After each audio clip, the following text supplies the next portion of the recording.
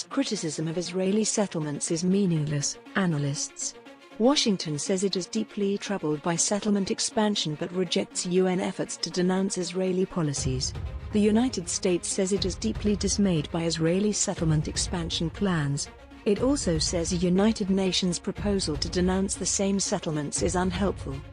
Palestinian rights advocates say the contradiction underscores President Joe Biden's unwillingness to meaningfully counter violations that Israel's far-right government has committed against Palestinians. Without action, mere statements against Israeli policies are meaningless, said Khalil Jashan, executive director of the Arab Center, Washington, D.C., a think tank. Israel knows it's just an expression of dissatisfaction. Whether it's a regret or deep concern, whatever the diplomatic term du jour is, still the administration will not do anything practical about it to hold Israel responsible for its behavior, Jashan told Al Jazeera. U.S. President Joe Biden is a self-proclaimed Zionist and hawkish supporter of Israel. But on Monday, his administration issued rare, unsolicited criticism of an Israeli plan to build 10,000 settlement units in the occupied Palestinian West Bank, saying Washington was deeply troubled by the move.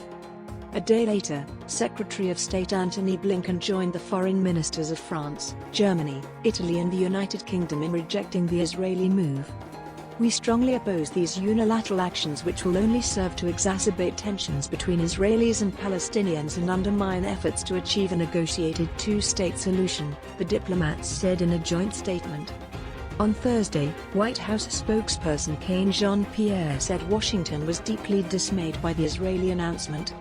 But an hour or so later, when State Department spokesperson Vedant Patel was asked about a draft UN Security Council resolution that would call on Israel to cease settlement activity, he denounced the measure.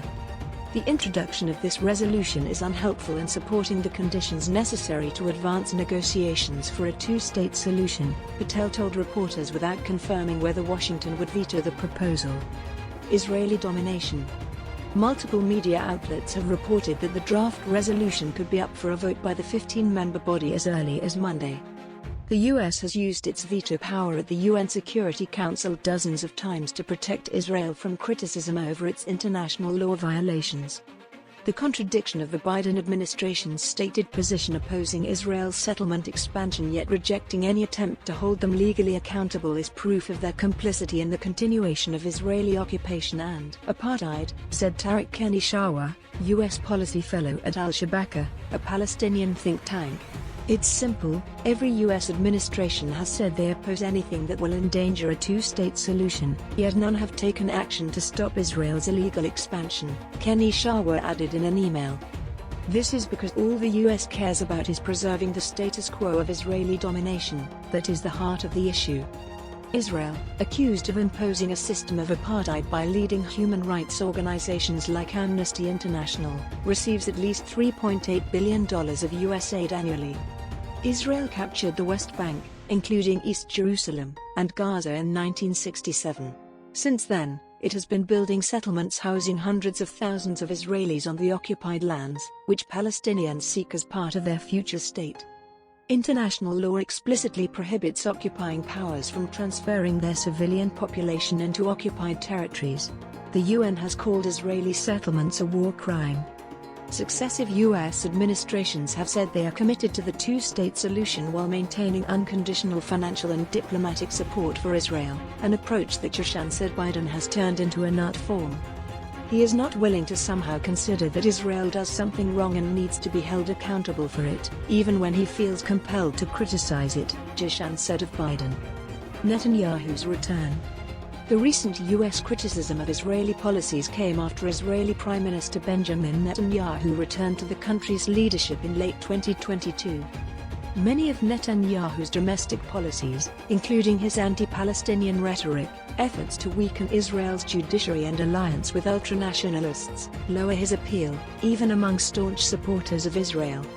Moreover, some U.S. Democrats have been uneasy with the Israeli leader's coziness with former President Donald Trump, while others have raised concerns over Netanyahu's campaign to undermine Trump's predecessor, Barack Obama, over the Iran nuclear deal.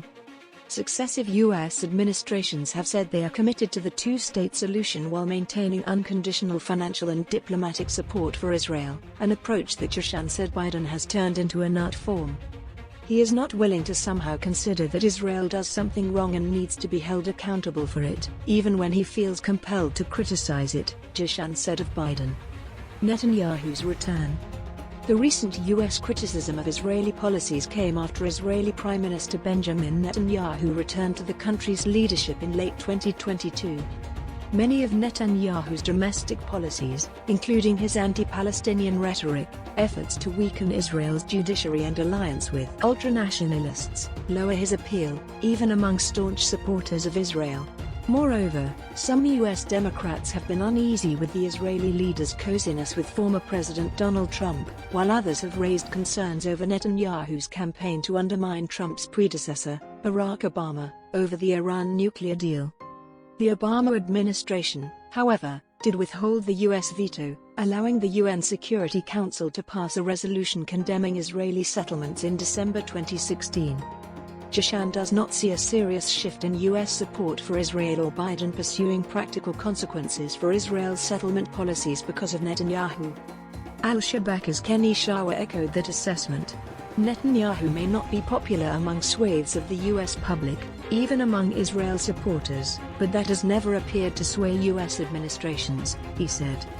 As it looks likely to block the UN Security Council proposal, the Biden administration also opposes the Boycott, Divestment and Sanctions (BDS) movement that aims to peacefully pressure Israel to end abuses against Palestinians. Washington has warned Palestinians against turning to the International Criminal Court or the International Court of Justice to pursue accountability for Israeli violations.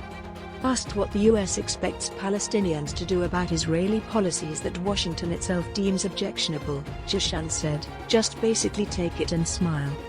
That's today's latest news. Don't forget to subscribe, like, and comment so that this channel can continue to exist. Thank you for listening to the end and I hope it's useful.